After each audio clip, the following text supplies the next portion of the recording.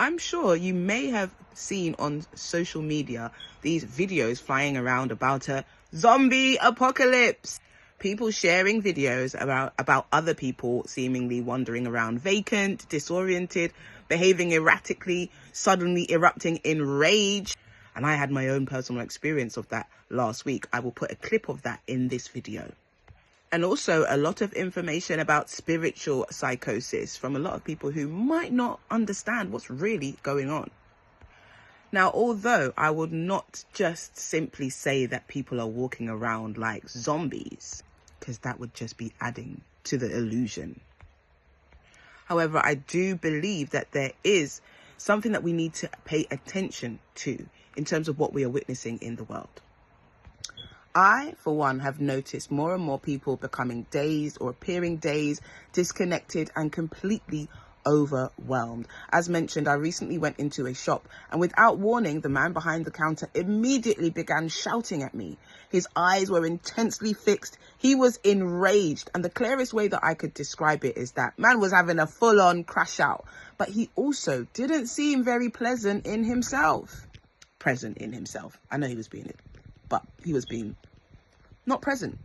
Now, from a spiritual perspective, I believe and I have been sharing the philosophy and understanding that humanity is moving through an expansion of consciousness. But expansion doesn't automatically mean that everyone becomes enlightened.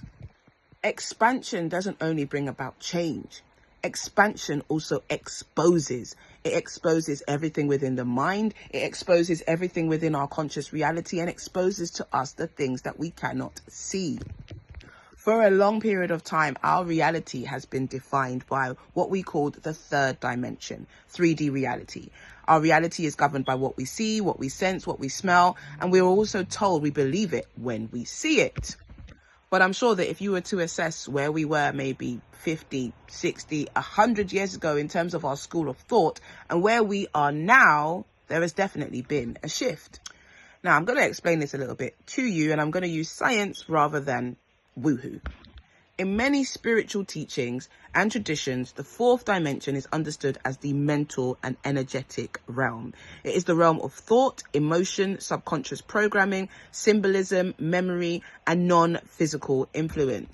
In scripture, it says we fight not against those of the flesh, but against principalities in high and low places. What that means is that even back in those days, they were aware of the fact that we have a conscious realm, a realm that we can see, control and influence, and also an unconscious realm, a realm that is purely energetic, through which we can use our thoughts and also spirit allies to manifest or create shifts within this conscious 3D reality.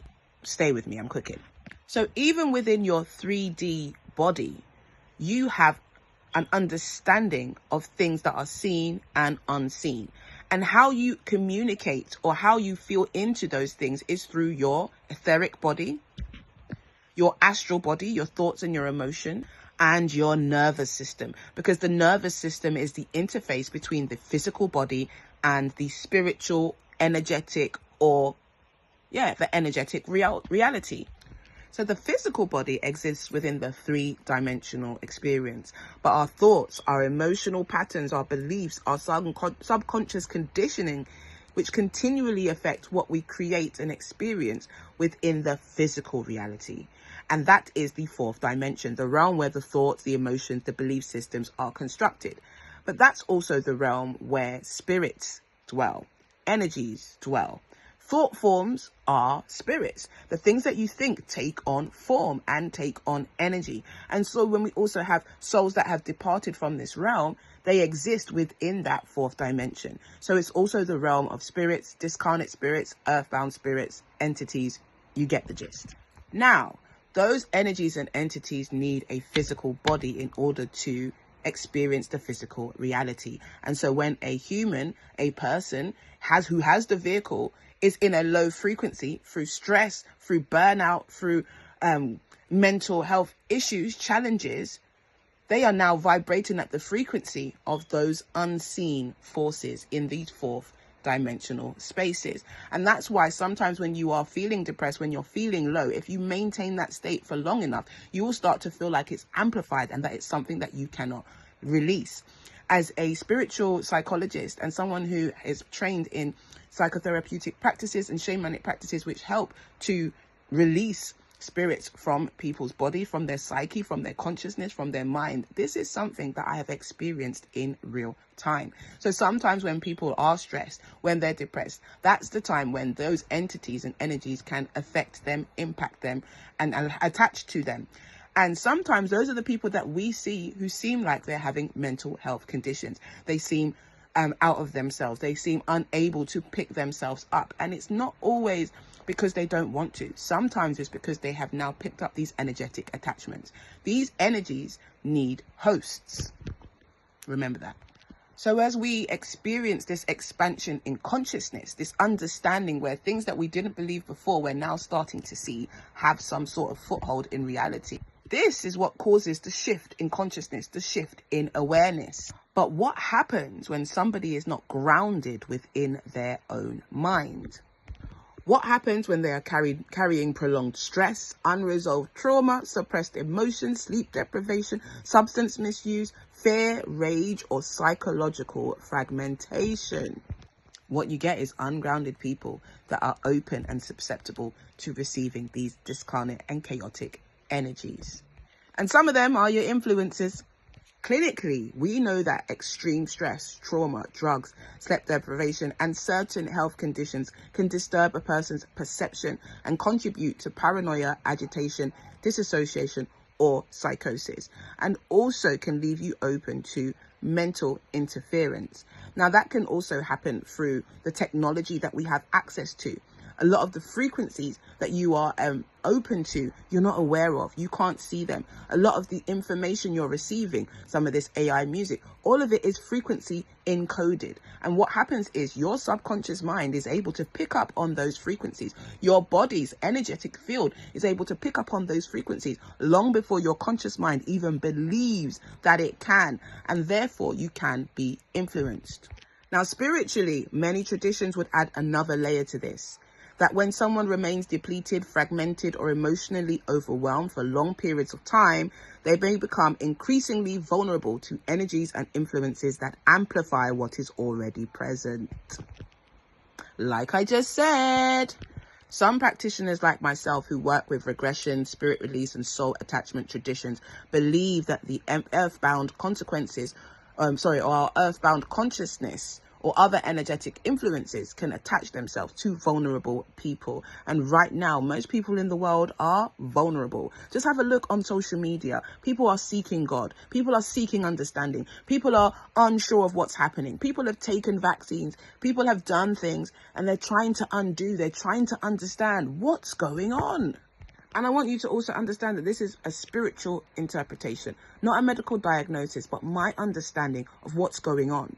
But it really also raises an important question. How well are you protecting and governing your own consciousness? How well are you protecting and governing your own mind? Because in the time of influences and in the age of information, discernment is key. We are living in an age of relentless stimulation, algorithms, fear-based media, emotional manipulation, addictive abuses, artificial frequencies, and constant intrusion into our attention. And your attention is your currency. Everything is energy. Your mind cannot remain open to everything and still remain entirely your own. You are constantly being influenced by everything that you are experiencing. And this is why grounding is essential. And I don't just mean grounding and going out into the earth. When I speak to my students, I say it to them like this. When we look at the age of Aquarius, the glyph that goes with the age of Aquarius, you see a water bearer. And water and currency and energy are all synonymous with flow. If I am to pour a bowl of water and continuously pour it, that is what you're seeing now with this age of information. Information that is freely available, that hasn't been checked, that is just pouring. And most people are standing under the flow of that information, just absorbing without consciousness, without direction. They're just absorbing information. But what happens if you constantly take in water? You drown.